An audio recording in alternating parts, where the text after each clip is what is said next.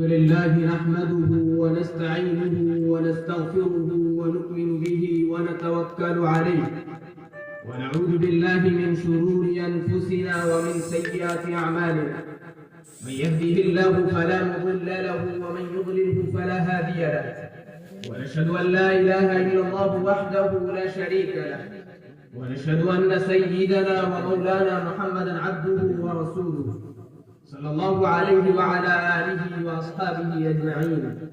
أما بعد فأعوذ بالله من الشيطان الرجيم. بسم الله الرحمن الرحيم. لقد كان لكم في رسول الله أسوة حسنة.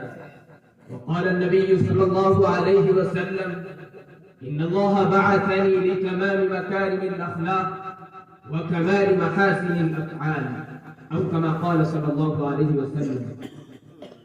برادران قوم ملت، رسول خدا صلی اللہ علیہ وسلم کی دعوت کا ایک اہم سبق یہ ہے کہ اخلاق صرف راہبوں کے گوشہ عزلت، فقیروں اور درویشوں کی خانقاہوں تک محدود نہیں ہے، بلکہ دنیا کی زندگی کے ہر شعبے میں برتنے کے لیے ہے. جس روحانی اور اخلاقی بلندی کو دنیا فقیروں اور درویشوں میں تلاش کرتی تھی، رسول خدا صلی اللہ علیہ وسلم اسے حکومت، مسند اور عدالت کی کرسی پر لے آئے. آپ نے بتایا کہ ولایت یہ ہے کہ ایک آدمی، ایک حاکم، ایک قاضی، ایک سپہ سالار، ایک تھانے دار، ایک تاجر و صنعت کار اور دوسری تمام ممکن حیثیتوں سے پورا دنیا دار بن کر بھی ہر اس موقع پر اپنا خدا ترس اور دیانتدار ہونا ثابت کر دے جہاں اس کے ایمان کو آزمائش سے سابقہ پیش آئے.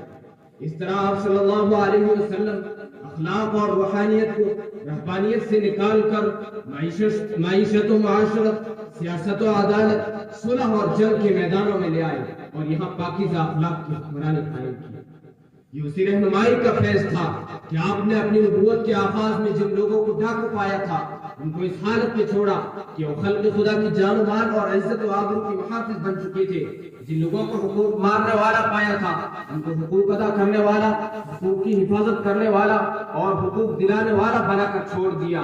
یہ اسی رہنمائی کا فیض تھا. آپ صلی اللہ علیہ وسلم سے پہلے دنیا ان حاکموں سے واقف تھی جو ظلم و جور سے اپنی رعیت کو دبا کر کے رکھتے تھے اور اونچے اونچے محلوں میں بیٹھ کر اپنی خدائی کا سکہ جمایا کرتے تھے. آپ صلی اللہ علیہ وسلم کے دور سے پہلے دنیا ان نوجوانوں سے بھی واقف تھی جو کسی ملک میں گھستے تو وہاں مفتوح قوم کی عورتوں کو بے آبرو کرتے پھرتے تھے، ہر طرح قتل عام برپا کر دیتے تھے. آپ صلی اللہ علیہ وسلم نے اسی دنیا کو ایسی فوجوں سے متعارف کرایا جو کسی شہر میں فاتحانہ داخل ہوتے تو فتح کیے ہوئے شہر تو دشمن کی فوج کی سوا کسی پر دست درازی نہ کرتے تھے. فتح مکہ کی کوئی نظیر تاریخ میں آپ کو نہ ملے گی. Thanks for watching. Don't forget to like, comment, share and subscribe to Al Wahid channel.